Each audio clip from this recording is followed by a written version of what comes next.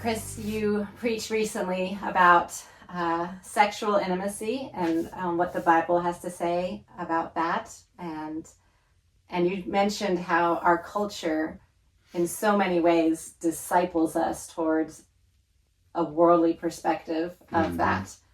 And so I'm wondering, what are ways that we as believers can kind of counter that and prod one another toward a biblical approach, mindset, perspective of sexual intimacy? Yeah, that's a good question as well. Probably the first and foremost is just to continually remind one another of the reality that we are on all sorts of topics, but on this one as well, certainly, that we are always receiving messages, the world, the flesh, and the devil. Your question's more about the world, that are going against the Bible. And so one of the best things we can remind each other of regularly as believers is just stay aware that is what's happening, and don't the old frog in the kettle story is of course quite true. If you put this, supposedly, if you put the boiling water is already boiled and you toss the frog in, he senses it immediately and jumps right out because something's off. Whereas supposedly, I've never tried it, but if you put a cold pot of water and the frog sitting in it and just turn the heat up, he'll stay in there. Reminding ourselves that because we can all lose sight of that fact. And there's a counter agenda that's actually at exactly. work. And again, in the church, we shouldn't be sort of overly combative mode, but the scriptures talk about it constantly. And there's so much in there about spiritual warfare and the attacks that we experience, and that the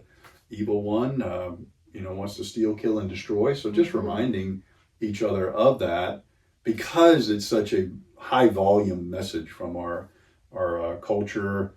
Certainly there's resources that I mentioned as well that we can point one another to. I haven't actually spent a lot of time reading C.S. Lewis's Four Loves, but I think it addresses some of these themes. There's a book I mentioned by Paul David Tripp that's entitled Sex in a Broken World, that I would say helpful for just every believer to read, whatever their life situation. And then I also mentioned, again, this would be if we're having conversations with people and things come to light that we are wrestling with. There's a ministry, Harvest USA, that, as far as I know, it just provides helpful content on almost everything that people might be dealing with in that area. A caveat or a wise piece of advice would be, any kind of in-depth conversation about these things, men with men. That's part of why we have men's groups. So, and women, having those conversations with women are going to be most helpful context. And so you should probably think about that.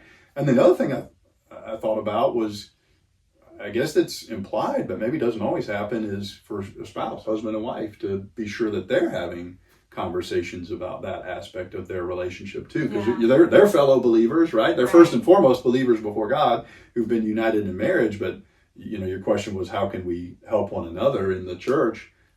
Husband and wife can help each other by talking about their struggles with those matters. So even in that context, I feel like it's easy for that not to be a conversation that you have. You're just kind of like doing life. Right, absolutely. But I think about, like, within the church too, like, where should those conversations come up? Because I feel like it's so often we talk about, work, kids. Yeah, sports. I would think that is where it is very helpful to have entered into some type of men's or women's small group. And there's all kinds of things, again, that we can talk about within that context, but it's within that framework. And maybe even in that context, the group is too big, but you form a relationship or two with somebody that you feel like you can trust and go talk to and get their insight, get their wisdom, obviously guarding the marriage relationship, and in that case, the privacy of it, but not being afraid to rely on each other that way. So that's where I think why we're inviting. Sometimes people, you just want us to come to another church thing. No, we're like trying to get you into a relationship pathway where then you can potentially have these kind of conversations. Well, and I feel like you've mentioned once or twice from the pulpit about if this is something that, you recognize you would like to grow in this area, seek out someone you're comfortable with, go and be like, Right. hey, can we talk about this? Can I ask you some questions? Sure, because it's never going to be comfortable for us to, even a couple of guys that are close, and I assume the same as with females, to, ask that subject without a permission from the other person. But I think so many of us want to bless one another, and so if someone came to us, we'd be like, oh, sure, we can get coffee. But just to be bold enough to be like, hey, can we talk sometime? Right. True. That is the step. And I have loved, just like in our women's Bible studies, we'll break up into small groups, and those are good times to really get to know one another on a little bit deeper level and see who are the women that I really want to learn more from. Yep. In that way. Very good. Yeah. Well, thank you so much. You're welcome. Appreciate You're welcome. Your thoughts on these things. Fantastic.